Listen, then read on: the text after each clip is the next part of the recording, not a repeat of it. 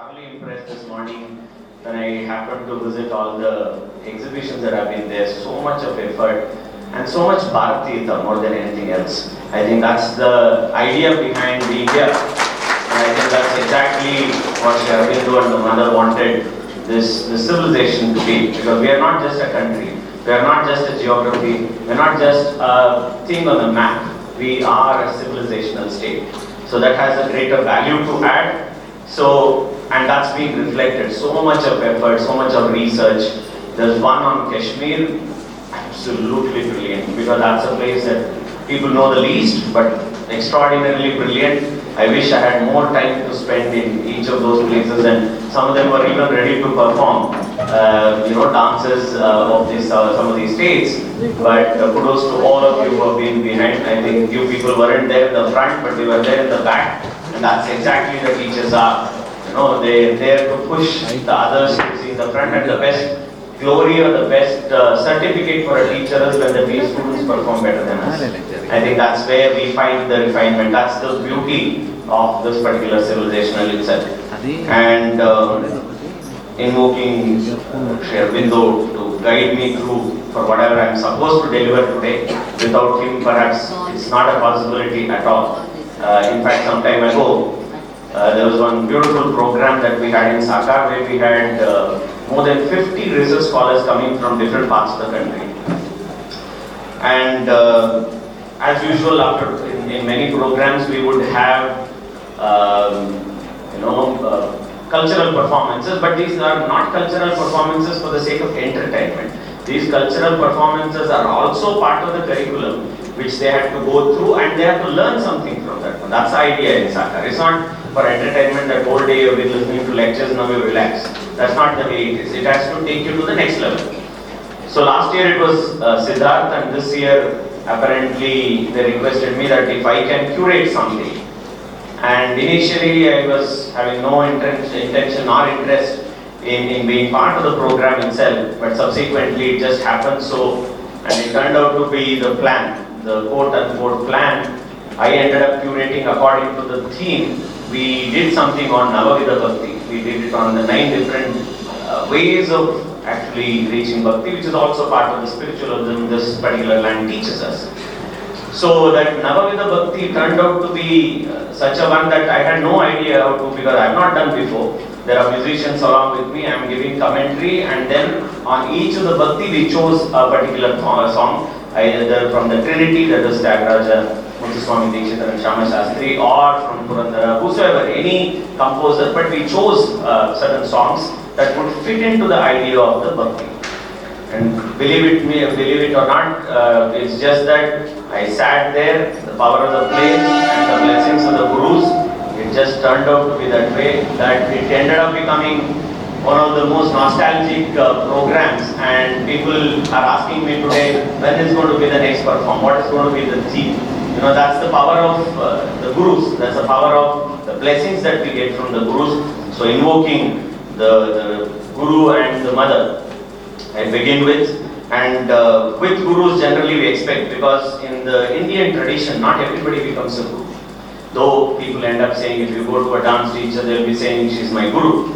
They'll be telling that this one is Guru, the other one is, everybody is a Guru. And some of them wanted to take it to next level, they call themselves as Sadgurus. Because they want to differentiate themselves. So we have people calling like this, but in Indian tradition, those who simply teach, we start off with as Adhyapakas. And then there are stages where you become Acharya. Then you become Guru, is only those who can take you from darkness to light. That's why we say, Jnanati Virandasya Jnananjana Shalakaya Chakshurun Nilitamena Tasmai Shri Guruve Namah. That means that Chakshu is not, the eye is not the outer eye, but it's the inner eye. That means the consciousness is that it's all like a charcoal that is covered with ashes. You need a Guru to blow that away, and then only you will have the inner eye opening. So those who are capable of taking us from that darkness to light only are Gurus. Others we are all just Adhyapakas, Acharyas, to whatever that other terminologies that we use. So I refrain calling everybody and anybody as a Guru, except for those who deserve to be Gurus. That's one of the reasons why I said Aurobindo is a Guru, because he he's someone whom you cannot comprehend. That's a problem. He is like a well where you go with a pot.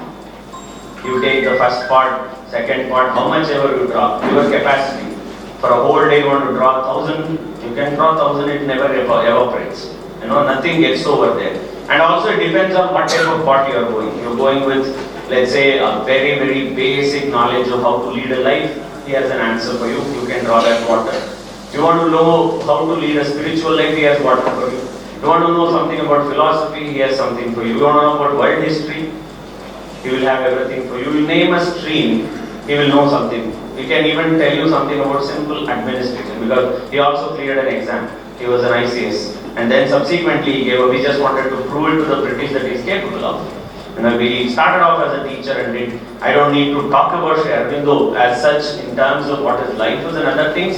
But the truth is that the dimensions that he has, from knowing something in the deepest of Greece to something in Japan, nobody knows from where he read this, how he understood. That's why he is not someone whom we can comprehend. That's why we generally tell people, start off to him as a simple teacher. And then perhaps as the time comes in, you accept him and take him wherever or whichever way you want. We never say that directly you take him as a guru. Start off as a teacher. Maybe he may end up as a guru. And it's also rarity that once you are drawn to him, it's impossible to go out of it. Because your lifetime is required only to listen to him.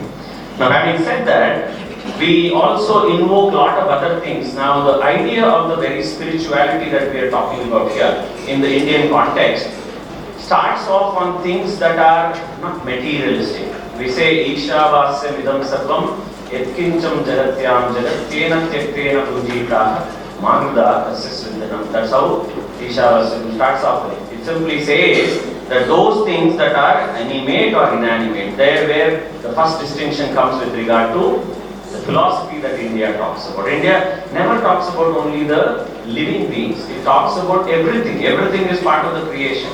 That's why we say Akashat, Vayu, Vayu, Agni, Rapaha, Apa, Prithvi, Prithvi Okshade. Then it goes on to talk about what people have spoken in the modern days about Darwin to everything. Everything has been said. Everything has been said. We are yet to explore some of those components.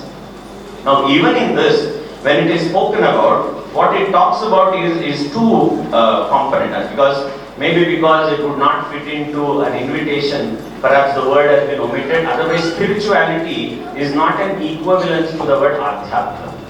That's one limitation with English language. Whenever my students come up to me and they say, sir, I feel hesitant to speak in public sphere because most of the time it's a very natural thing for us that we think in mother tongue and then speak in English. And they feel hesitant about it because grammatically it goes wrong. I make it a point to tell them that your mother tongue is grammatically correct. It is the English that is funny, and it's a funny language. It has no idea of grammar. That's why it is like that. Don't even feel hesitant and don't feel low about your mother tongue. Your mother tongue is actually clear. It's the English when you take it to that it gets confused and then the grammar goes off. And then people start feeling lower or they feel inferior, that maybe my mother tongue is like this and this is the thing, that's the problem that's associated with me. Which is not the case. Which is absolutely not the case. That's why the word adhyatma perhaps is not an equivalent word to the word spirituality. Spirituality is very bare minimum. That's like the word nature. Nature and prakriti cannot be the same. Nature has a very specific meaning, but prakriti is everything. Prakriti is she. Prakriti is what we see around. Prakriti is also in Ayurveda. If you go in, first thing that they make you to do is know your Prakriti only. That is about what type of body you are. Kapha, Pitta, Vata, or a combination of that, whatever. That is also Prakriti. Prakriti is universal. But that's not the case with English. So that's why first the word Adhyatma itself has to be broken into. The Adhya comes as Pratama. That is the basic. Then the second part, Atma, comes in. That means the self. So Adhyatma is whatever these days, even small children, every other fellow comes and tells to you that if they eat an ice cream, then they post it on the Instagram and then they show self-love. Right? That's what people do. Whatever suits them, they're pampering their body, they're buying certain things and then they pose it as self-love. Adhyatma is nothing but self-love. But that self-love, which is not materialistic, knowing the purpose for which you are here. This is exactly what Shankara also had asked. Asking, who am I? Shankara tried his way of explaining and understanding by himself. Have you got a definitive answer for the question, who am I? Because we are not the land of believers, but we are land of seekers. We keep seeking. There is no end to that question. There is no end to the word seeking because we keep seeking. Shankara found his answer in whatever the way it was supposed to be, but finding the word, who am I? Even now we are also asking the same question, who am I? There is no end. There are so many texts, Dharma Shastras. Everything is available. Gurus have given. Right? Krishna says everything in the Gita. Right? There is nothing that he has left. There is a place where he asserts himself, saying, Matta parataram namya kinchidasti dhananjaya mai sarvamidam protam sutre maniganaiva, he says. He says, Matta parataram namya, there is nothing that exists beyond me. I am that, he says.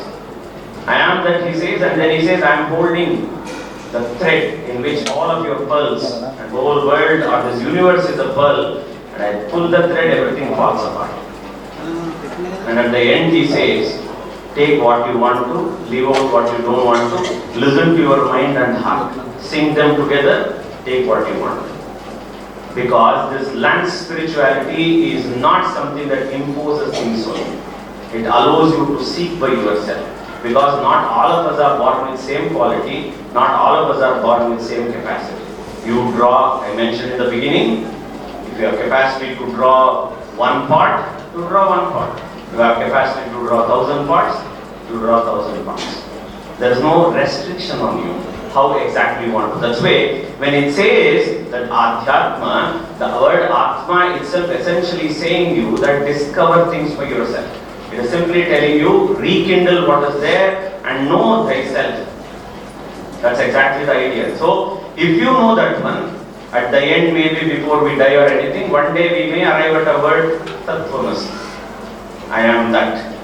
You know, that arriving till there, it's a journey. It's a journey unending.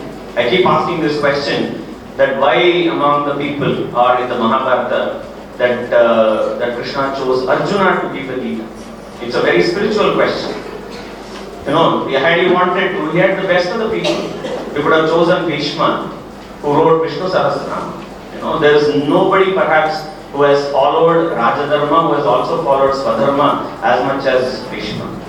Right? He promises to his mother, he promises to his father, saying that I will always remain unmarried, I will never get onto the throne. But at the same time, getting to the throne doesn't mean that I will not conspire with others. He says that also. I will remain loyal to that chair, whosoever sits in that one. And he does that throughout. No, that is the beauty. Even Krishna cannot change it. Nobody can do. That's the beauty of Indian spirituality. It says that even if the Raja imposes on you, if the Swadharma says not to follow, don't follow him, defy him. That you will never see in any part of the world. That's why Bhishma is considered as an epitome of that sort of a sacrifice that he did. But only thing was, there were a couple of times where that spiritual realm will get brushed aside, or we all have certain times that we are weakened and our wisdom, intellectualism, everything goes down. You know, when you are emotional about it. Generally I tell to people that when you are emotional, your rationality comes down. That's why when you are emotional, don't take decisions. When you are happy, don't make promises. Both will put you into trouble. This is what happens. So even Bhishma got into this sort of a particular situation, and then at the end, when the Mahabharata gets over, the war gets over, all of these people walk up to Krishna and tell Krishna that Krishna, now you should teach us Rajadharma. Now we have to leave the country, you know. And Krishna says, when I have been a king that you are asking me. Go to Bhishma. He is the one who knows Rajadharma, not me. Now imagine, modern day, whatever that they teach as organization principle, Max Weber's bureaucracy and everything, Krishna practiced then himself, knowing everything. He is the creator, yet he says, go to Bhishma. I am not the teacher. He says, go learn Rajadharma from your Tata. Go and talk to Bhishma. So all of them go. In the Shanti Parva, this is mentioned. So they all go to Bhishma and they ask Bhishma now different questions. What is this dharma? What as a king I have to do? Because the swadharma of an individual and the rajadharma differ. Now in the swadharma, the first principle is ahimsa. In rajadharma, ahimsa cannot be your first principle.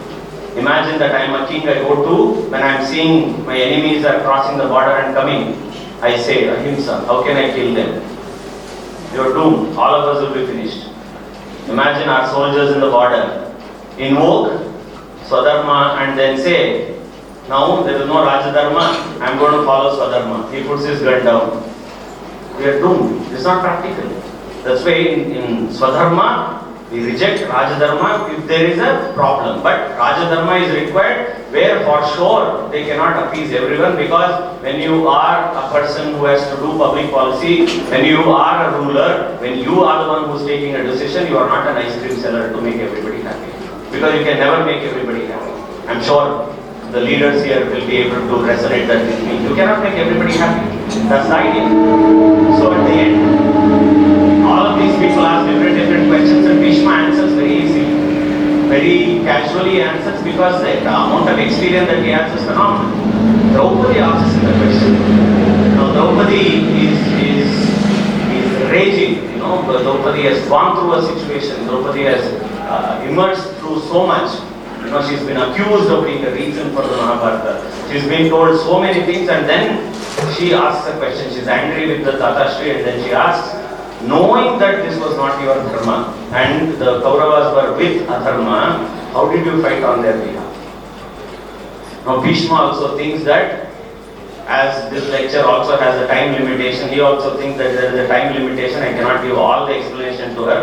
Starting from Shantanu and all, it will be very difficult. It will be a prolonged whole day lecture. So he cuts it short and he only utters and says very clearly that Yatha Denu Sahasreshu Vatso Vindati Mataram Tata Purva Kartum Karma Karta Aramanu Gacchati, he says, how among the 1,000 cows the calf without confusion goes to the mother, my karmas will come back to me. Don't worry about it. This is what Bhishma says. Now that is spirituality. That clarity that what arrives to me is spirituality that India teaches here. These are loaded terminology. A lot of people tend to think that Bhishma waited for the Uttarayana Punya Kalam to come to die. Because generally people think that if somebody dies in Uttarayana Punya Kalam, they will go to heaven a little faster than us and all that. Am I right? If that were to be the case, we would have put them on ventilator and then allow them to die in Uttarayana. But the spiritual meaning here is that now on the one side he has already answered to Draupadi that my karmas will follow me. Now that he has answered, he has managed that situation. But how will he answer his conscience? Right? The inner self, which we said Adhyatma. How do you satisfy your Adhyatma? That to satisfy that Adhyatma, he goes on this idea that because there are certain runas that we can never pay back. Annarana, Matrurana, Pitrurana, there are different runas where only Matrurana we cannot pay back. There is no possibility to pay back. That's why even if you become a Jagat Guru, whether you become a Shankaracharya, in whichever sampradaya, whichever Jagat Guru you want to become, first to become you have to seek mother's permission. After that also, once you leave or renounce your Purvashma, you don't have or there is no necessity for you to go down to your father. But if mother comes, let's imagine that he is the Shankaracharya and the mother enters to this room or she is there, he has to go down, go to her, touch her feet. Because you can never pay back to her. That is Matrurana. That is spirituality, because this religion is the only one, Sanatana is the only one in the world which starts off with saying mother is God. There is no other religion where the woman has that sort of a space. Even if she has, it's only secondary. It is only here in the Shiksha Valli, it starts off with saying Matru Devo Bhava, Pitru Devo Bhava, Acharya Devo Bhava, Atithi Devo Bhava. First is mother only because that mother you cannot pay anything back. Now that is anyway there for him. Now there are other runas that are there that he can pay back and go. Anna runa is also something that he can pay back and go. Let's take back a spiritual journey and then we understand now he is protecting the Kauravas. Once the Kauravas are leading, the food that he eats belongs to the Kauravas.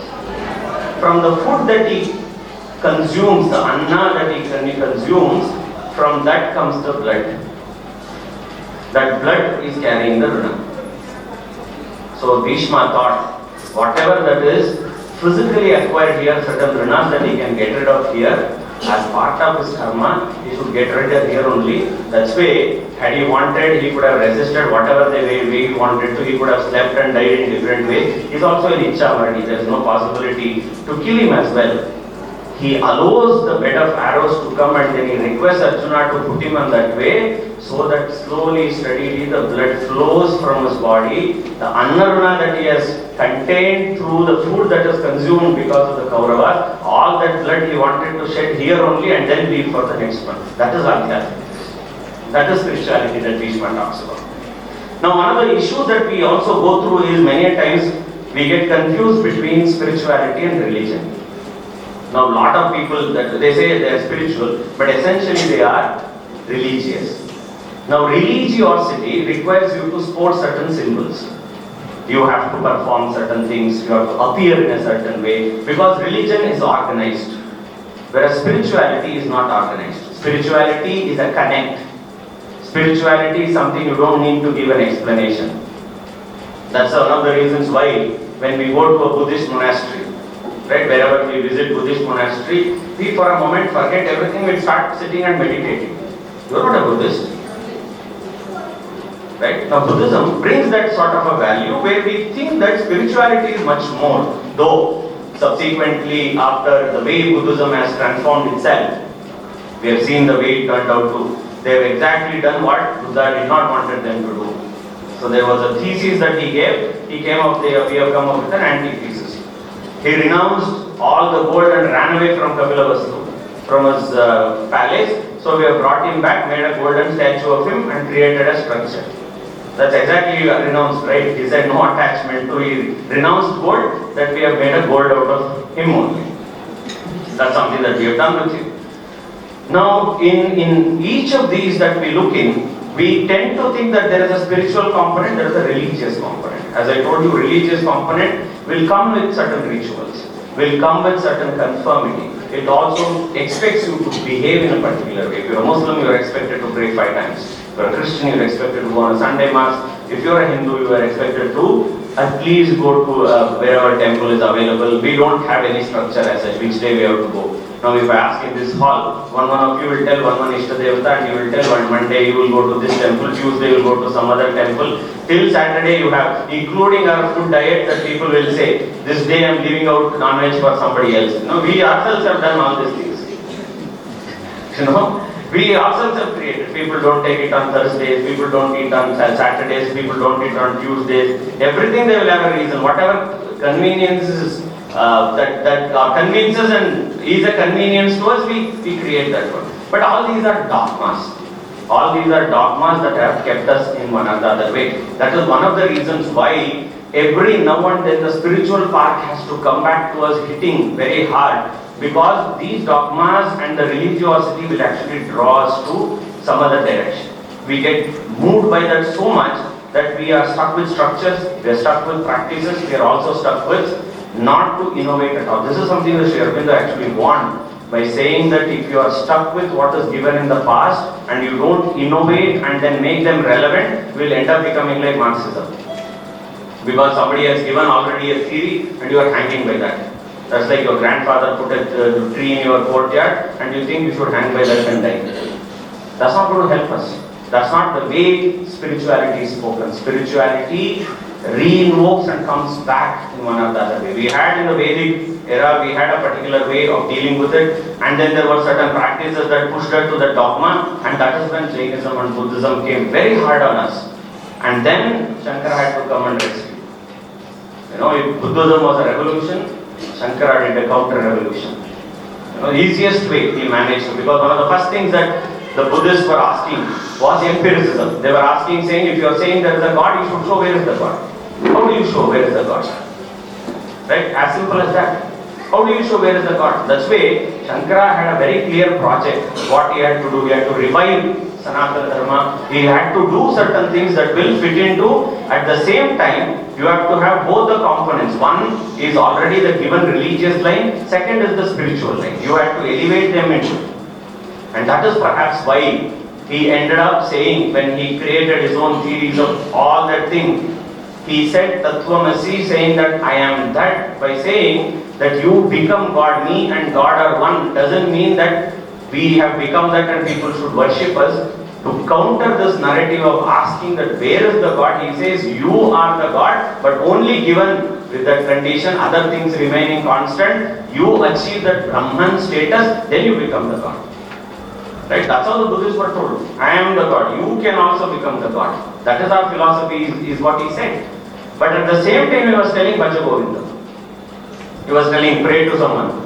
He was invoking all those things. By telling, because this is a separate project, this is a separate project. You have to go simultaneously. Make sure that till you attain there, you get all these things. You get to feel each of these things. That's why the idea of the religiosity and religion and spirituality. Lot of our spiritual component might have come from the religion.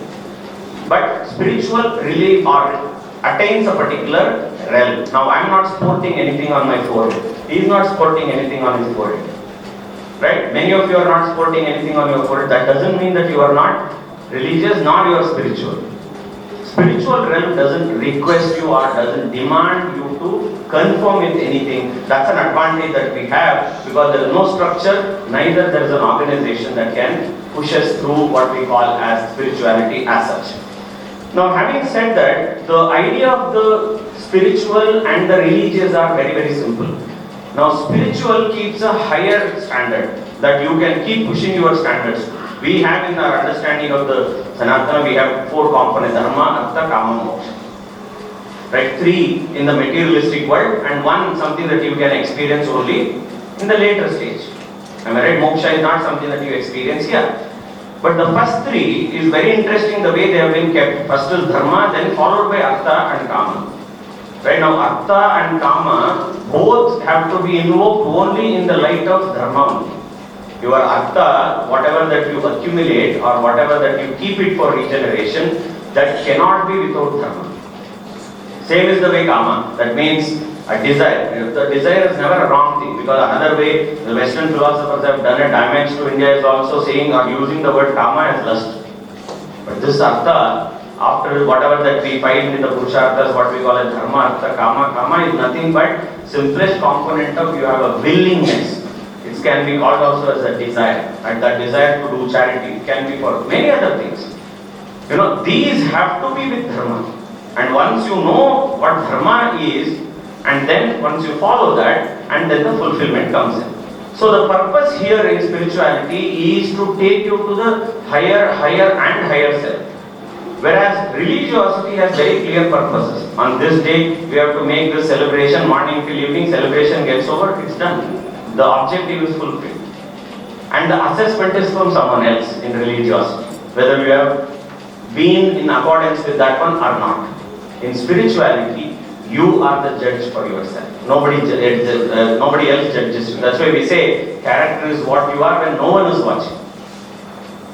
That works only for spirituality. You don't need anybody else to judge you. You are the one who's going to judge yourself. You are the one who's going to take care of certain things that have to be. So it is more of a self-assessment. Right? All of you as teachers must be going through self-assessment. Right? That self-assessment was taught to us much before. In this self-assessment you succeed, that is spiritual realm, then you have the worldly realm. In both you have to.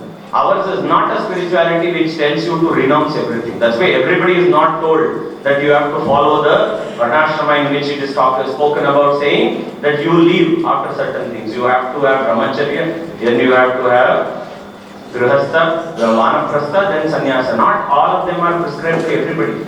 You can't, each one has its own rules. And not everybody is asked to leave. It's there. In fact, if you go even in this, in the exhibition, very clearly it has been put in the Kashmir one, where it is saying very clearly in the Shaiva philosophy that they are put there from Kashmir. They have made a mention very clearly, not prescribed. Sannyasa is mentioned in one of the places, it clearly says not prescribed. who and who should not. All those things have been very, very clearly given. All those things are put across in a particular way. That's why the purpose of the achievement that we are talking about differs from those. One has a definitive finishing, the other one is an unending goal. Every objective should push you to the next level.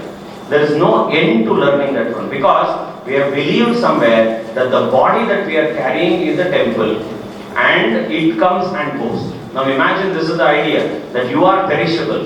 The soul within is not perishable. That is what is called Devo Devale Prokto Jivo Deva Sanatana. This is the temple, and that can be destroyed. This temple will go, another temple we enter into. That comes back and forth. But the spirit inside, or the soul that we are talking about, that is Sanatana, that is the eternal one.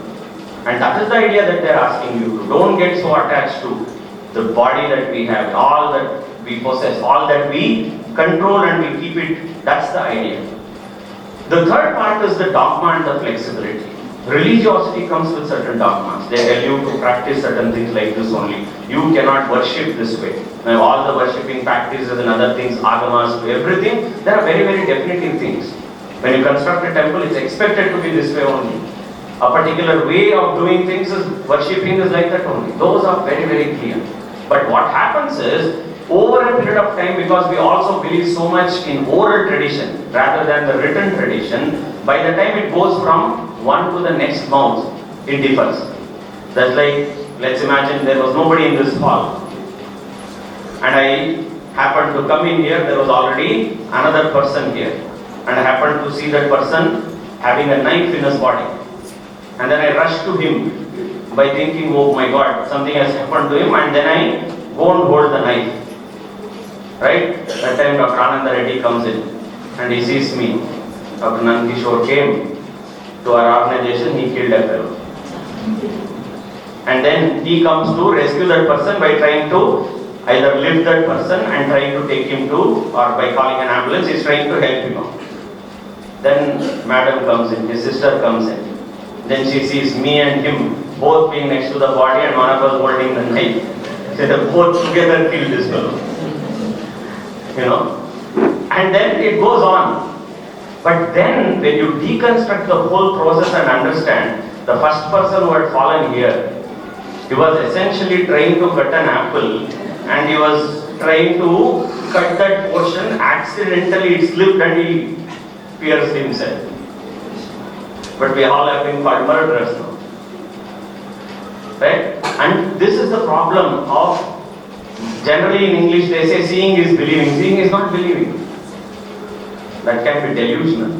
And truth is what you arrive at that particular point of time. Actually, there is one great director, Kurosawa. There is a Japanese director who came up with something called the Rashomon effect. This is somewhere he experimented. But long ago this was Akira Kurosawa, is his name. Beautiful one. Simply saying that truth is constructed. There are eternal truths. All of us need oxygen. All of us need certain other things. I don't think it differs from, Osmania University to Vidyanagar to Gachibowli. It doesn't differ. Or even other country, it doesn't differ. These are permanent truths. But there are other truths that have been constructed. Now, while working out on these truths, the religiosity part, what happens when it moves from generation to generation, certain dogmas come. But in spirituality, this problem is not there. Even somebody draws you to that one, it is left to you to draw whichever way you want to. Right? In case of Aurobindo, he says that Sri Krishna drew him into this whole spiritual world. Otherwise, he was a very successful man, he was a teacher, he was doing exemplarily well, hailed from an aristocrat family. What he needed, actually speaking, to lead that sort of a life. Then he says when he was in the Alipur jail, he had that sort of a vision and that transformed. Now that is very personal. Just because he had a darshan and he had a vision in Alipur jail, every other fellow goes to Alipur jail saying, now I will become next Aurobindo. It doesn't happen. Am I right? Now, that place, even if you mark where exactly you are sitting, and even if I go and sit for the next 50 years, I will not have vision. That is spirituality. Whereas in religiosity, whatever has been done by the other, you sit there and do, that will, the same thing will follow. Now that's where the realm of spirituality differs, and the practices and methods also differ. The end goal of religion is different, end goal of spirituality is different. End goal of religion is to keep the society together, to knit it together. Spirituality is to realize oneself in the whole process. That's why we cannot brush aside religion. It's also very important. It has made us what we are, at least from being savages to normal beings. Religion has done its own value. Otherwise, we would have been in a state of nature. It would have been the survival of the fittest. We would have killed each other according to our strength, which is also called as Matsya Nyaya. In the ancient times, it's called Matsya Nyaya, where a bigger fish eats a smaller fish. That's not the world we are in. We are in a world where Indian spirituality teaches you Hamsa Kshira Nyaya. Hamsa Kshira Nyaya is that if you give a swan a bowl full of milk which is mixed with water, it only sucks the milk and leaves of the water. That is discrimination knowledge.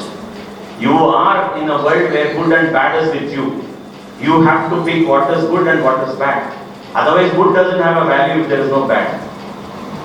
Am I right? Why will I tell somebody that she is a good person if the other one, I have an example of a bad one. The good doesn't have value without a bad. That's the problem. That is why we are given with a world that has both.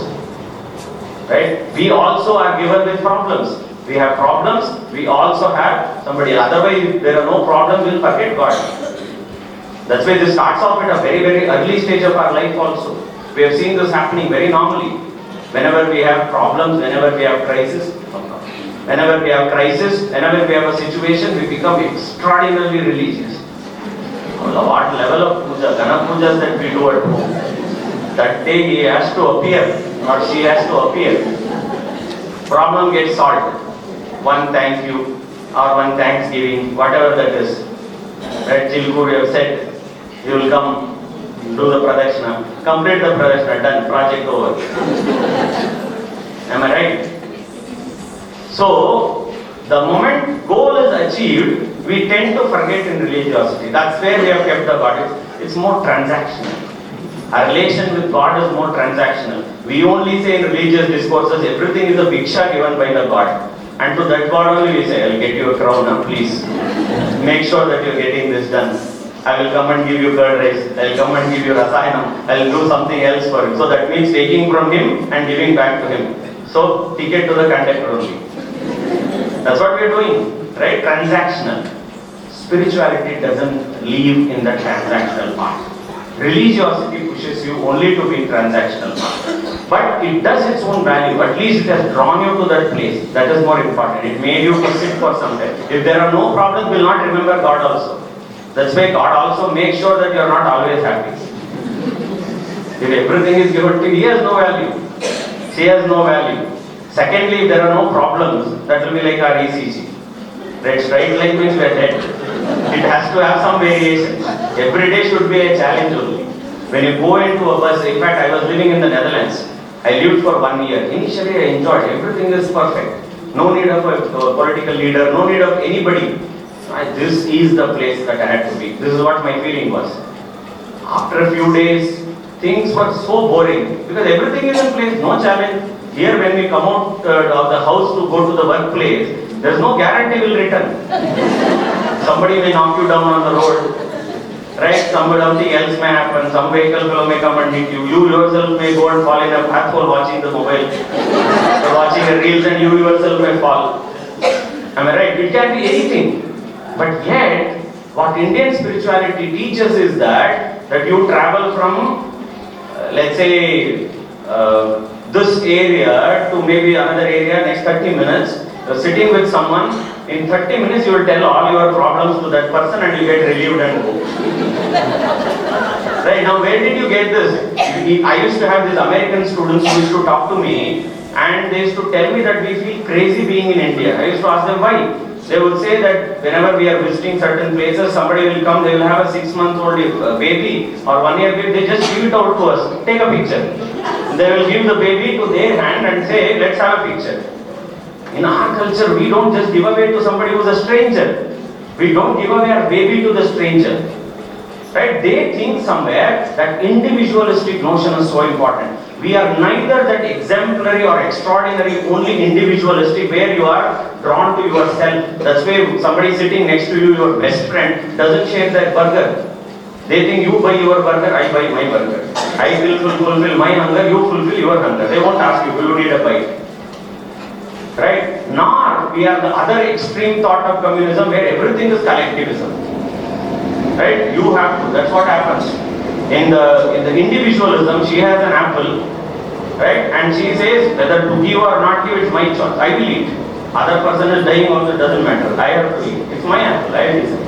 In collectivism, I go there and I take the apple and I say, I will decide how many pieces it has to be. Whether you will get at the end or not, that's not my botheration. But everybody else should get. But the truth is, while cutting itself, the way we do, no? We ourselves eat and we ourselves taste, nothing is left. That's why communist regimes have also not succeeded in other places.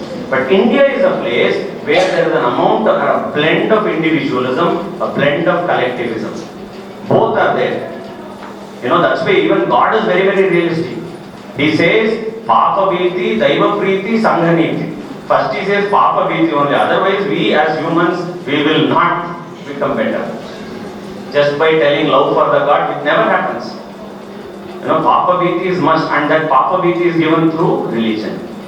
In Abrahamic religions, that's Judaism, Christianity and Islam, you are original sinner. By birth you are a sinner. In ours, we don't become original sinners, but we become later if we commit certain things. So we have a differentiation of mistakes and sin. We make that differentiation. So all said and done, what it simply tells us is that we have a blend of both.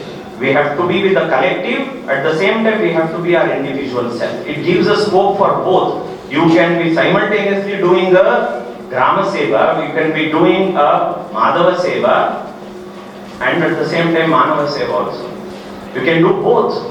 The God himself teaches. This is something that I was telling in my Navavida Bhakti, saying that the God is deconstructed so much in our way when there is a situation when his friend comes with that surrendering sort of a feeling to reach out to him, one of his old friend, right, who only came up with puffed rice, Sudhama.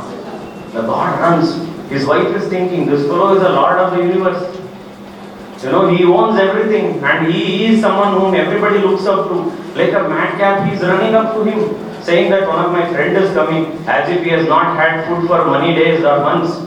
He is asking him, give me, where is that? That fellow is feeling hesitant because it might be spoiled, it might be rotten. How will I give it to somebody who is of that stature? He says, no, that is my favorite, give it to me. And he takes him this one. In Indian context, spirituality doesn't go with boundaries. This is the beauty. You might have heard of a lady saint, Nanda. I don't know if you heard. This is where spirituality comes in. Nanda used to think that she is born for Krishna only. She used to think that she is one with Krishna. There is no differentiation. So her father Vishnu Chitan, every day used to make garlands. The Tulsi garland for the god there in Srivilluputur. And what Nanda used to do is first she used to put it on her. And then she would stand in front of the mirror and then she would adore herself, how beautiful she looks. And then she would silently go and put it back. And Vishnu Chitan used to take that to the temple, and after 2 days he started seeing that there were hair. The long hair was there along with the flower. He felt aghast. How can I serve or give something that somebody has worn? This is pathetic, this cannot be. So he comes back and secretly observes what is happening with the garland, essentially figures out that his daughter is only wearing that and then she is keeping back silently. He takes offense to, he scolds her and then makes sure after that one that never that is touched, and he takes to Krishna, to the God. And then after 1 or 2 days the God appears to him in the dreams and he says that I am not at all happy with what you are doing. He asks, why? Lord, I am doing everything to you. I am doing the seva perfectly. In the morning I wake up at this time, collect the flowers, then I am tying that, getting it on time, giving you naivedyam, finishing the work, naimalyam, everything I am doing. What's the problem? He says, you are getting me a fresh garland. Goda is not wearing, Andal is not wearing. I only love that garland that she wears and then give it to me. Now how do you explain this in religiosity? Will a temple priest will allow you? If you say that I am one with Krishna, that's why I am offering this one, will you do that? That's the limitation of religiosity, whereas in spirituality you can take it to whichever level you want. You can consider him as your Saka, you can also consider him as Shakta. You can consider him whatever you want. He is one with you, He is one with everyone. He is only one. Everything is available. Everything is possible according to you. Now that is the beauty of Indian spirituality, where you can relate to yourself. You draw the lines with God the way you want to. It is personal. You grow the way you want to. That is the idea of spirituality. That is the beauty of the spirituality that this land of Bharat that has given us. No other philosophy is as tolerant as this one. That's why Greek philosophy or Greek civilization worked with mind. Chinese civilization worked on conduct. Indian civilization worked with spirituality. Adhyatma. That's the difference.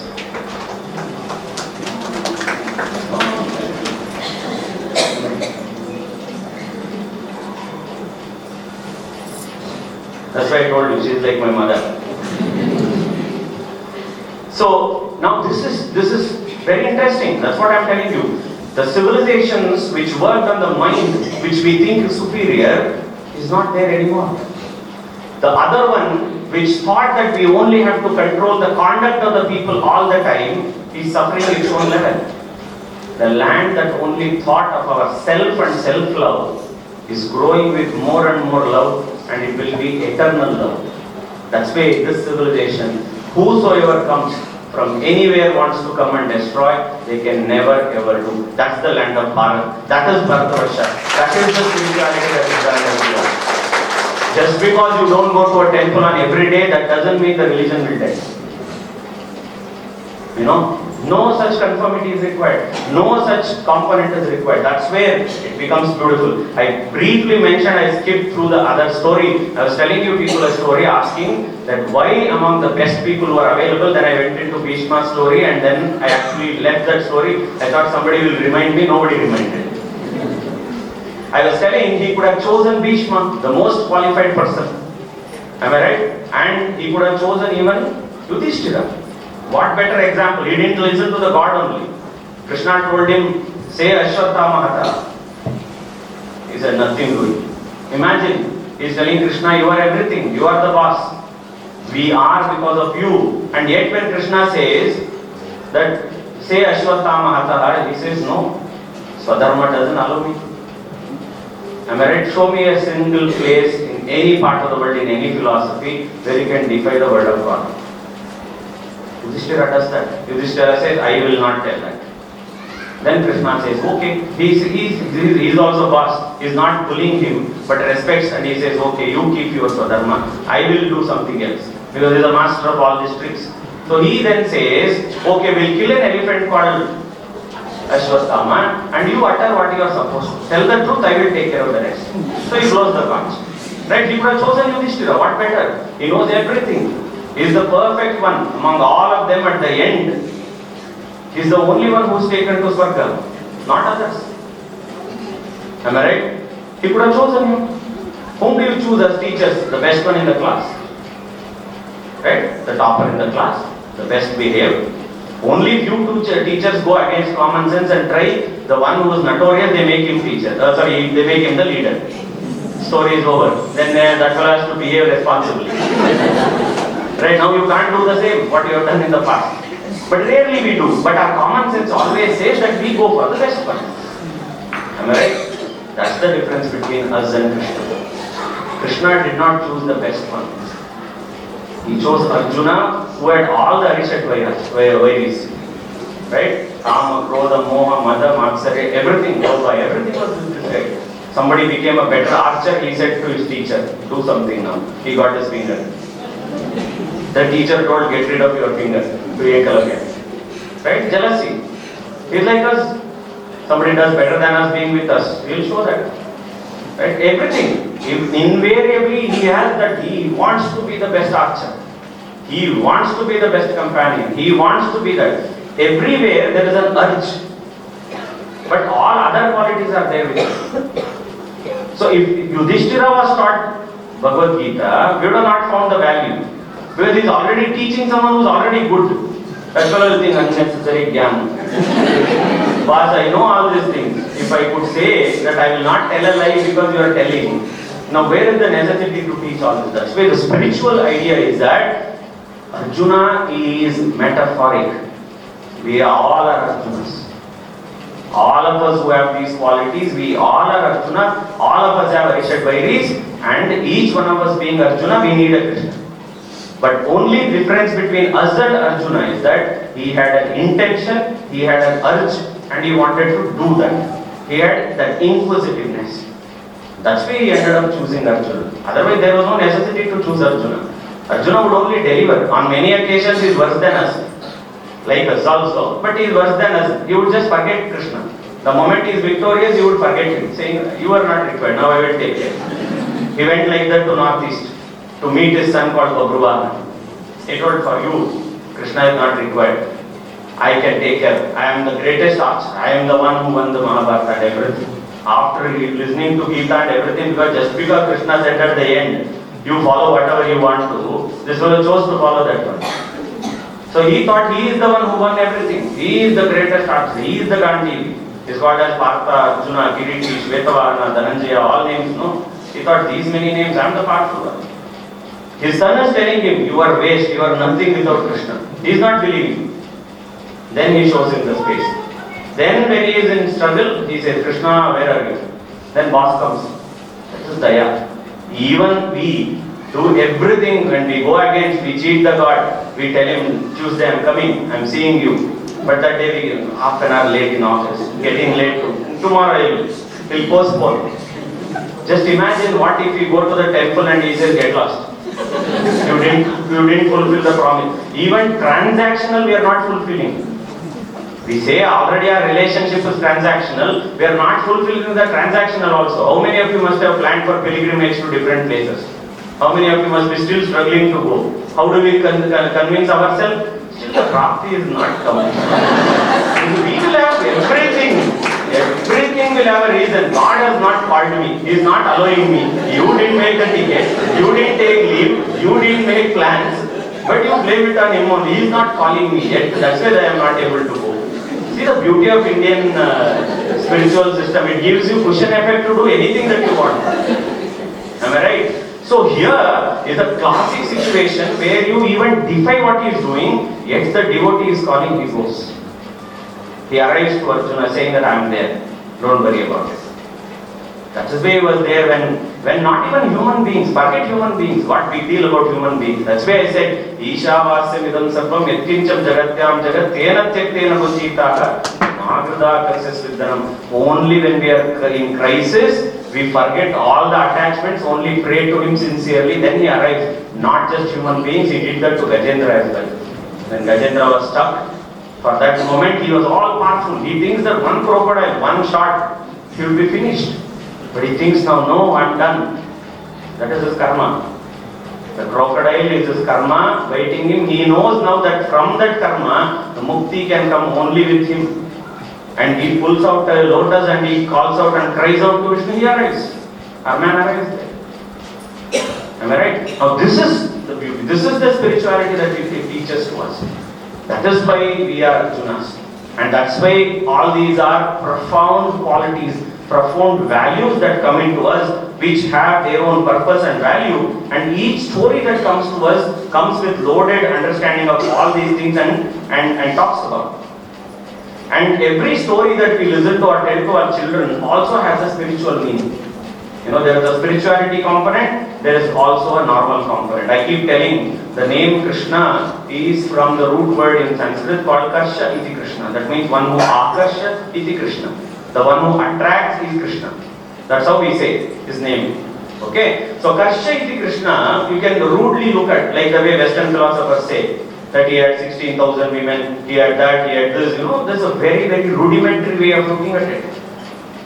So one way of looking at it is that he attracts all of us in whatever the way it is. The other spiritual meaning is also different. When the Samudra Manthan happened, am I right? When the Samudra Manthan happened, we had the first, what was the first thing that came out? Hala Hala. Right? Now Hala Hala came and the man who came to rescue that one was Shiva. And that's how he came and drank that and he kept it here in his throat and he's called as Neelakanta. Am I right? Now, just because he took away a small portion of it and he kept in his throat and that became Neela, we call him Neelakanta. Here is the Krishna whose whole body itself, we say Neela Megha Shama. Whole body is blue. That means how much bad he has taken from us and only gives the good back to us. That is Akarshaiti Krishna. Not Karshaiti Krishna is that he simply attracts you like this. Akarshaiti Krishna is he just gives, surrender, give your bad qualities to him, he will take and he will repay. He is like a washing machine. You put the dirty clothes to him, he will give you back the better clothes back to you. That's the pure. It doesn't discriminate where you are born. You are called out and he is there. That is the spirituality that Indian system teaches, and that's why every story that comes into us teaches us everything that is just directly a story that is more religious, and also spirituality that is much more elevating, that takes us to the next level. That might be a Shabari, that might be someone else. Each one of them will have. That's why you look at the Bhakti tradition, you look at those people who cried out to him at every level. Every level, that's the story. The God doesn't differentiate. We as humans differentiate. That's a problem. God only said that people belong to different parts of me. He's asked certain things in Shikshavali, then subsequently in the different suktas. He's only asked who you are. He says, Brahmanosya Mukhamasi, Babu Rajanyakrataha, Guru Tadasatveshya, Patyago Shudru Ajayata. This is what he says. Somebody twisted it and he said that this is like a compartment. That you are born there, you are born here, that means you are superior, that one is inferior.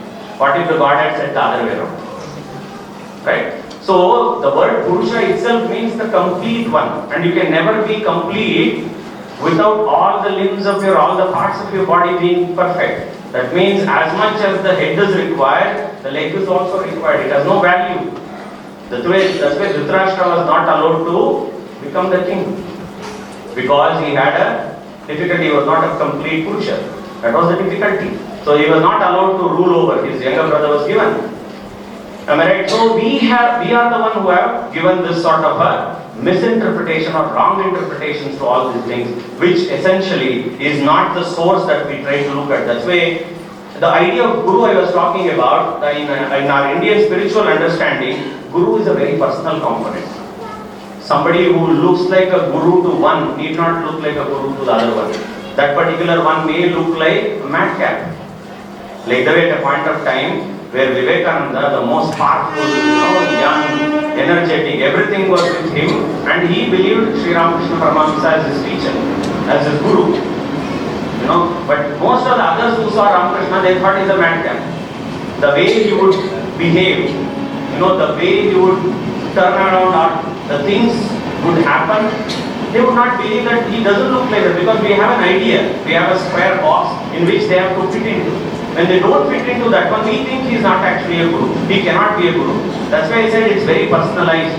What you think is a guru, but guru is very important. Without the guru, you cannot attain that spiritual knowledge. You cannot reach where you are supposed to reach, because that sanmarga is taught by the guru.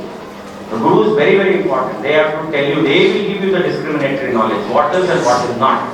And that's why it's very personalized. Somebody may look like a madcap to someone, but might be a guru to someone else. This is also something that happened to Shankara. When Shankara was touring in the north, there was a point of time where a person who is a Chandala comes in front of him.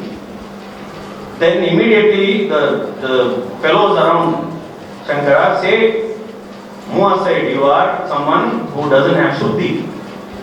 Move aside, Jagat Guru is coming. And then the Chandala looks at with compassion and asks Shankara, so are you asking about Antaranga Shuddhi or Bahiranga Shuddhi? Shankara bows down to him and he says, my Guru. His students are still seeing around, being with him, they are still seeing around that saying, what is that Jagat Guru doing? What is Shankara doing? But Shankara only understood that the Chandala is his Guru. That is Shiva. That's what he understood. But that's why he said it is very, very specific to you. There is no compulsion that one, for somebody is a Guru, has to be a universal Guru. That's the differentiation that comes. That's what spirituality teaches you. Spirituality opens your antar chakshu to understand. This outer chakshu is a HD one. There is no doubt about it. But that's a 3D. The outer one is only a HD. The inner one is 3D that can look at. The day you are able to recognize what is in front of you, what is happening, and you know the purpose for what you have come, that's when spirituality comes in. Now, given all these things, if you look at even Sri Aurobindo, essentially he speaks on several occasions, he says, the physical is the base, the life is the means, the mind is the instrument, and spirit is the soul. This is what he says. This is from his work Life Defined, chapter 28. He talks about this one. There are a number of them where he says, Integral Yoga is not a rejection of life, but an acceptance of life with the divine. This is Letters on Yoga in section 1. He talks about spiritual knowledge. He says, spiritual knowledge is not to be achieved by argument or reasoning, but by inner experience and realization. That's exactly what I was saying. This is on Essays on Gita in chapter 6 that Sri Aurobindo talks about. He also says the eternal is not exclusive, it's all comprehensive and all embracing. I said 3D. Am I right? All comprehensive and all embracing. This is also again from the Life Divine chapter 1. He says the essence of divine is freedom. Now I told you, you have freedom to interpret the way you want to. You have the freedom to take the way you want to. You have the freedom to reject the way you want to. Nobody can come and hold a hammer on your head and say you are wrong, we will excommunicate you. That's not allowed here. That's not allowed in the dharma that we follow, where he says very, very clearly, the essence of the divine is freedom, light and love. Now that's why, on the one hand we say dharma, artha, kama, moksha. On the other hand, there are places where it is very clearly saying satyam vada dharmam chara. Only when satya is there, dharma will be preserving. And then subsequently the worldly things will preserve. So you have to be worldly also, you have to be spiritual also. There is no way that you can detach yourself completely. You have to continue to do whatever that you want to. Whatever money you have, whatever things that you have achieved, now you cannot think that I'm done with, I'm leaving everything. No, that's not the way. You have to give back to the community. You have to do something back to the community. You receive that from the community, you have a responsibility to give that. That's how progeny goes. I keep telling that someone like him only, there was no necessity. There was no necessity for him to actually come and go through all that and then spend the rest of his life writing so much and spreading so much to the world. Right? He should have simply written for HarperCollins and taken royalty and he would have minted money. How much he must have written? Some 30,000 words? Yeah? Somewhere around 30,000 words he has written. But where is the possibility of writing that much? He could have simply taken royalty, sat and wrote books like us. Right? Didn't do. That's why in our dharma it is very clearly said, na karmana, na prajaya, na dhanena, tyage naike amritatva manashu. It says, not through only the karma. Not through karma alone you will achieve anything. Na prajaya, that means not by just having good children, that's progeny. Right? Na karmana, na prajaya, na dhanena. Money cannot bring you anything. In fact, till we get money, we keep telling, once I get 1 crore, I think I'll be happy. Once you achieve 1 crore, the problem how to maintain that 1 crore. You will have to have CCTVs. You are in somebody else's marriage, your mind is there only. Opening and checking the phone. Anybody is moving around the house. Right? There is no guarantee that money will bring you peace. Money is important. That's why it is being spoken so much as artha in our tradition. That's the beauty. Unlike other places, either you are completely denouncing or completely holding. Materialistic, non-materialistic. Ours is not. Ours is a blend of both. Both are required. Like the way it is said, if everybody becomes a sannyasi, who will be there to give diksha? Where will you have children if everybody becomes a sannyasi? So we have not been taught any of those things. So it says, na karmana, na prajaya, na dhanena. It says, tyage naike amritatva manashu. You achieve eternity only through sacrifice. And that's the sacrifice. Because of that sacrifice, there are so many others who are coming in. Right? So many institutions are built. So many people light their lamp in their name. Right? Our annadatas are there. That's why each of that has a value. That's why sacrifice is so important. So ours is a combination of the divine is freedom, light and love. No amount of scholarship is great without empathy. If you are not empathetic, if you don't have love in your heart, however great you are useless. You have no value, neither you have any space. This is what he says in his Synthesis of Yoga, part 4 in chapter 3. He also says that man is a transitional being, he is not final. The step from a man to Superman is the next approaching achievement of the Earth's evolution. He says in Human Cycle, chapter 23, the divine is in all things and all things in the divine. Now see this is what we say, that evidence lacking is not, lack of evidence is not evidence lacking. Am I right? Something that we don't know at this level doesn't mean that doesn't exist. That's what he's telling. That you have a stage where at this level, most other people tell you after several things, that after animal that, this, you have become a man. So if you have become a man, that's enough. You have achieved anything. He says no. Why are you even thinking that's the end? The consciousness should go to next level. You are becoming something else. That's why as of now somebody may say, what is that other one? We don't see that one. That is lack of evidence. It's not evidence lacking. Till 1880s, they did not even recognize that something was existing as Indus Valley civilization until the excavations happened. Does that mean that the civilization did not exist? The sites did not exist? We discovered at some other point of time. So, lack of evidence is not evidence lacking, is what Aurobindo is very, very clearly telling. And he further says nothing can exist without him. This is on the Upanishads, the commentary on Isha Upanishad that he talks about. And then he says something that we very, very rarely try to practice, and this is also an essence of spirituality, that is silence. He says the most difficult thing for us to do is, or practice, is silence. He says silence is the best condition in which the soul can speak. I am telling you, this is practical also. You have a difference with your colleague, you have a difference with your friend, you have a difference with your family members. You fight with them, it will be an unending fight. You keep silence, it will kill. I'm telling you, because the person with whom you have fought is going through a very tense moment, thinking, what are you exactly planning to do? Plan A, plan B, plan C, everything they are thinking. What is this fellow plan? Something is cooking up, something is doing. Right? You are putting them into greater tension being silent also. By arguing and fighting, you are wasting your energy. It's going to be unending also. It's a very difficult situation. So spiritually also, silence will take you to spirituality. In physical normal life also, silence will bring you results. That's why it's called strategic silence. You know, it's very important. Sometimes silence is louder than the words. That silence is killing. That silence is dangerous. So practice silence, you will find the results. Okay, but not in classes, please. If you go in and then tell the students I'm practicing silence, it will be a very difficult situation. Sri Aurobindo says, India of the ages is not dead, nor has she spoken her last creative word. That means many more are yet to come. We still haven't figured out everything. He says she lives and has still something to do for herself and the human peoples. This he says in Renaissance. I in fact made a whole paper calling the Sapta Sutras of Renaissance. I put them into 7 clusters and I called what exactly is the essence that he speaks in the Renaissance. On liberation, you know, liberation is a fundamental thought in Indian spirituality. He says true liberation comes when the soul lives in the divine, acts in freedom from the ego and the desires. That's the most difficult thing to do. It's the easiest to be told, more difficult thing to be. Right? I generally have a lot of these forces people with me, you know, Major General, Lieutenant Generals, all sorts of things. There was a situation where we had one of the Air Commodores, one of the Air Commodores with me, and then his own student was my former head of the department, and he went to introduce him.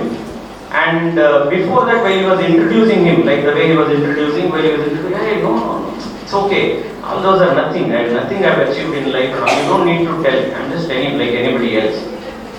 So he introduced and the talk got over. And then subsequently when we met in the room, he said, Arvind, I had a problem with you. He asked, what is it, sir? While introducing, you told that I am the director, but I am the Director General. You introduced me only as the director. In front of the public, before the talk, when the CV was read out or he was getting introduced, he said, no, cut it short. No necessity, nothing I have achieved. But after that, he was telling you, director, I am Director General. That is ego. It doesn't allow. Small things we do, we want it to be. We are not told me, then there is a big issue about it. It's very difficult to practice. We think sometimes it is self-respect. We get confused between self-respect and ego. Ego is something that is inflated. It might be true, might not be true. That's why a lot of time we end up saying that it is something that is for no reason that you are inflating. It's a false ego that we say. Whereas self-respect is something else. Self-respect is about you are satisfied with the work that you have done. Why you have to satisfy someone else? That is never any, you can never satisfy. As I told you, that leaders are not ice cream sellers. You are also anticipating to become a leader. If you want to be leader, stop doing that. Until you practice that, there is no possibility. That ego will kill. This is what he says, that get rid of that and along with the desires as well. Both have to go hand in hand. This is also again from Synthesis of Yoga, chapter 3 from the part 1. Now having said all these things, if this is the level of the greatness that is associated with Indian spirituality, we are doing phenomenally well. One of the components that is given in the title to me is also the challenges. Now we spoke about opportunities, right? There is no instance of actually Indians going to the West, to Europe or United States for spirituality. Do you have anybody? We only go there for dollars and pounds. Do we go for spirituality to the West? I don't think you have found a guru there that you are going next week. They come here. Whether it is Steve Jobs, whether it is Mark Zuckerberg, or it is someone else, all those people come here to see. This is the land that teaches them. They have all the glory with them. Steve Jobs, there was no necessity, the boss of Apple, Macintosh, there was no necessity for him, but he came here. In fact, he went back and told a lot of people there, you should go to that land. It's a mysterious land. It's a land that you will never be able to understand, so don't try to understand, just experience. God is also like that only. Don't try to understand God. Right? You will never be able to understand God, but just experience Him or experience her. That experience is also not something that you can explain to someone. That's also another problem. That your experience is your experience. That is spirituality. What you cannot explain, but only experience, that is spirituality. That's exactly what they are telling. Now, having said all these things, but yet overall at some point of time you start feeling that there is some sort of a challenge or a threat that is also existing. It's not that things don't exist that way. Now Sri Aurobindo had to come and write a renaissance also of a reality that was existing, that we were leaving things and going away. We were becoming more and more materialistic. Right? The day this land becomes exemplarily materialistic, that day we will lose everything. The day we leave our mother tongue, that day we will destroy ourselves. The day we leave spirituality and we go behind the materialistic part, we are bound to be destroyed. Till now I said, thousands of years, whosoever tried, whatever that they were trying to do, nobody could destroy this country, nobody could destroy this culture. But that will happen when the deterioration happens, when we don't follow certain things. Am I right? Now everything comes with conditions of play. Spirituality also comes with certain conditions of play. If the way we are pursuing or if the way we are thinking spirituality has to sustain and elevate us as human beings, it comes with certain conditions. Now what are those challenges that we are trying to look at? As I told you, one of the first things is the ancient and universal spiritual values that we are trying to look at. Now each of them come with certain sort of a condition that I partially mentioned. One, the first most problem I told you, the guru, the other guru and many other names of gurus that I told you, that is commercialization of spirituality. That's the first challenge that this country has to go through. It's going through already. The commercialization of spirituality is the most dangerous trend that it is going through, where people are pretentious. People are telling you, you detach yourself and then they are as spiritual gurus traveling in a Mercedes Benz. Whole life they are telling you, detach yourself, detach yourself. But they are not practicing. That commercialization of spirituality, which you think that is available only in congregations and only available when you are going to listen to somebody in a discourse and we can get that one. My talk here cannot make you spiritual. It can only push you to that door. If you are standing outside the door, I can only push you to that room. To go to that room, not to go to that room is still with you. In the commercialization of spirituality, there are possibilities that you are thinking that standing outside the room itself, partially I will get the smell of the agarbatti and that is enough. That's going to be very dangerous. So that commercialization of spirituality is one danger that this land has to go through. Second is internal social and religious divisions. This is also one major concern.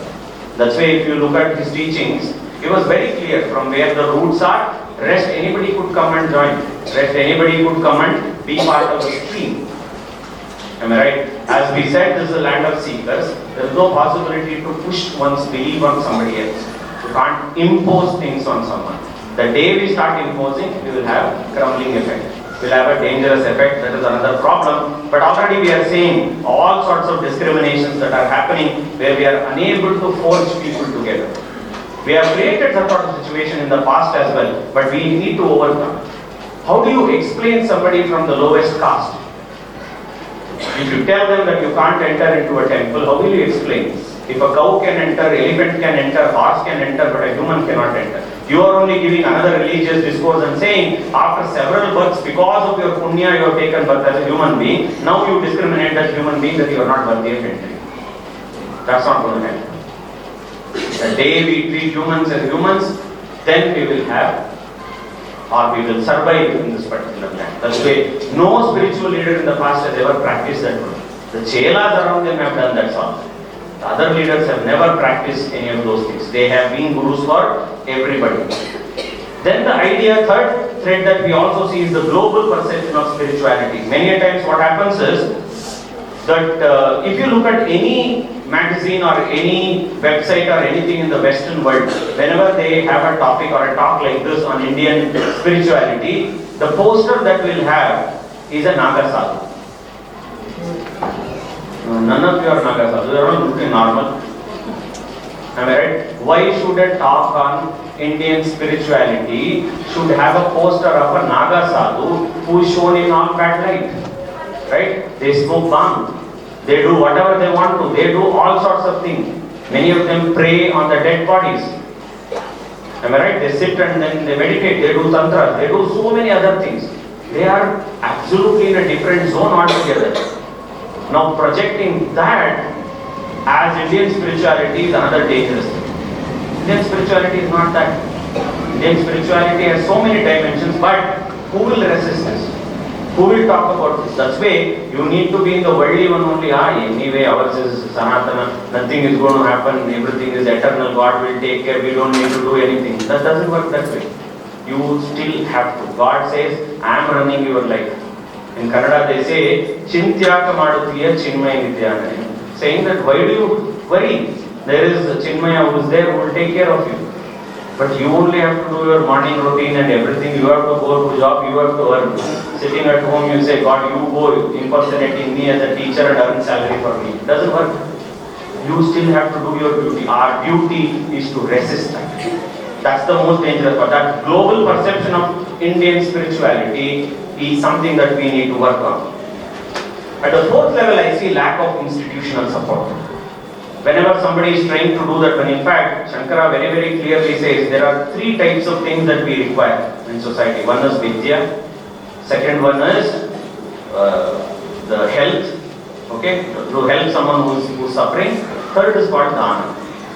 Now he says Vidya and Vaidya both will survive only when there is enough Dana. That means to even run institutions, do charity, do good for people, we need people who can donate. It need not be always in few crores. We need to learn how to give. Giving is a greater spiritual understanding. Whatever, we always say, when God gives me 5 crores that day, I will give it to somebody else. It need not require. You might have seen so many numerous examples. When the Prime Minister is doing something, a small girl, whatever that she had in her box, that she had saved, whatever her parents gave, she just went and gave that one, use whatever way you want. Am I right? That's government. But at individual level, in and around us, so many other things happen. There are so many organizations, so many institutions that work. So without that idea of a dana, it doesn't work. And dana in Indian spirituality is that the right hand is giving, left hand should not come. Please don't do dana and then ask, where is my name? Granite stone. Not normally in painting and gold. Granite stone it should come. That's not dana. That's not dana, that is glory, that is false ego that you are pushing forward. But still, that's also important, something that is required, so lack of institutional support, competing narratives that come in.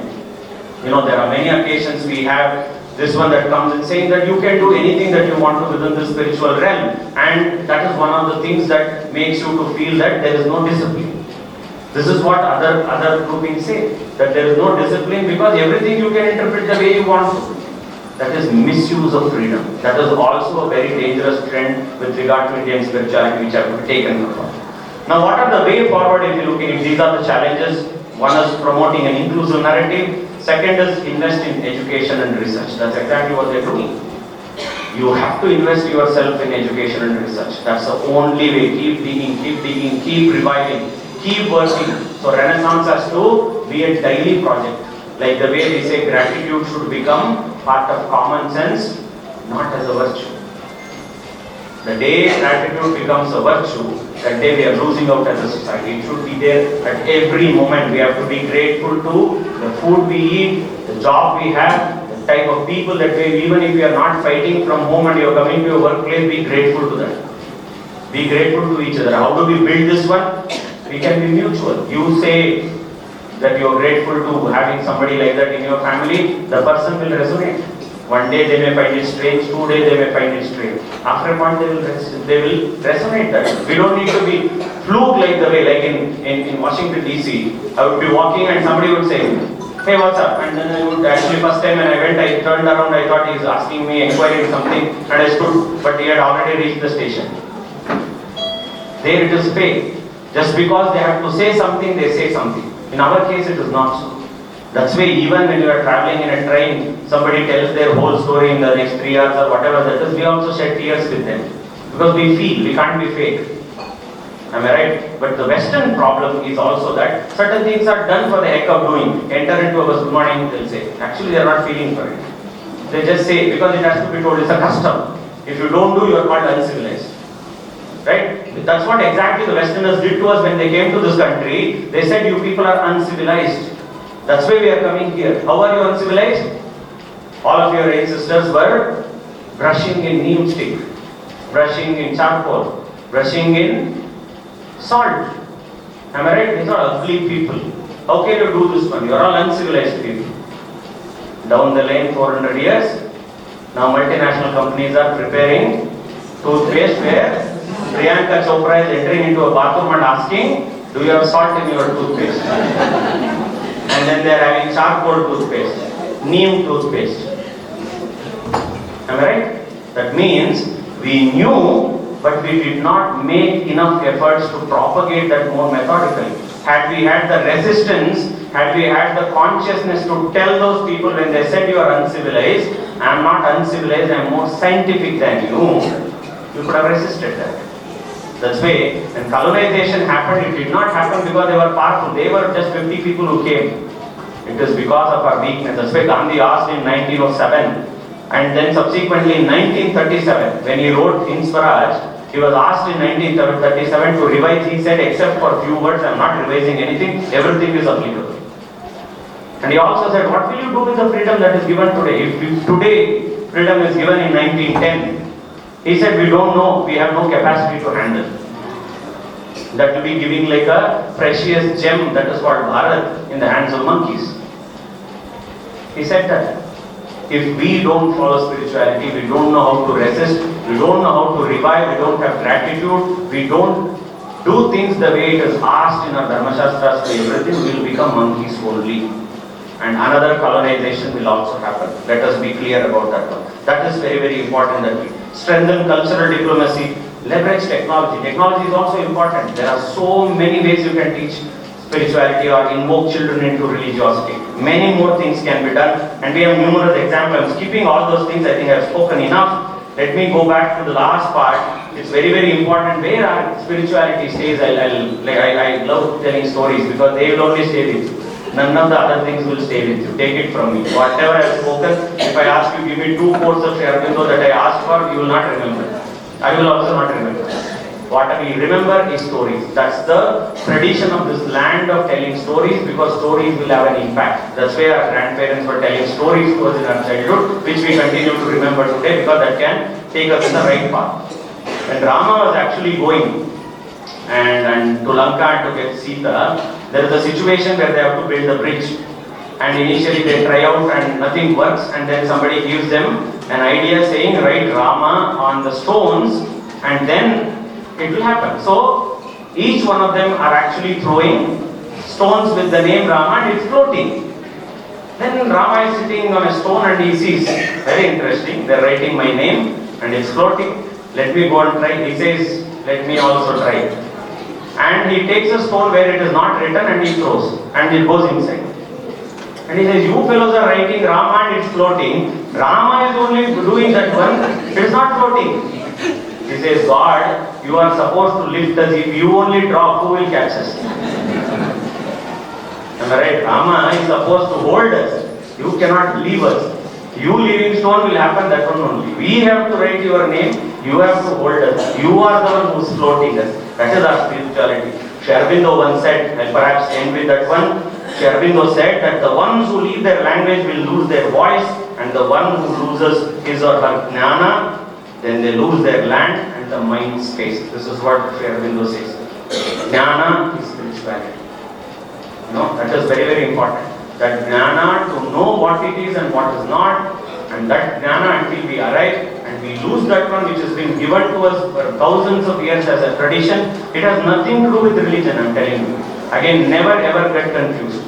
Everything that has been said here, every aspect that I have spoken here has got to do something with Indian culture. It's not just the Hindu culture alone. Because we take the morality from that one, we take the teachings from that one. That is universal. When he is telling that much only, he is simply telling that you lose your language, you lose your voice, you lose your jnana that has been given, you lose your land, and you will also lose your space. This is the reason he said that day we lost jnana and we embrace something else as a jnana, that day we lost our land. That's why we were enslaved, and that situation will come back to us. Now all said and done, at the end, I will still end my whole this thing saying, in the Gita, Krishna says, Nimitta Matram Avasavya Sachi. He says at the end that it is me who wanted certain things to be enacted. I only used you as a nimittam, or I used you as an instrument. I thank all those great gurus of this land, great spiritual leaders who are leading today, who have led in the past, all of them, for having used me as a means today to say something, as a few words to all of you and share my thoughts. Thank you for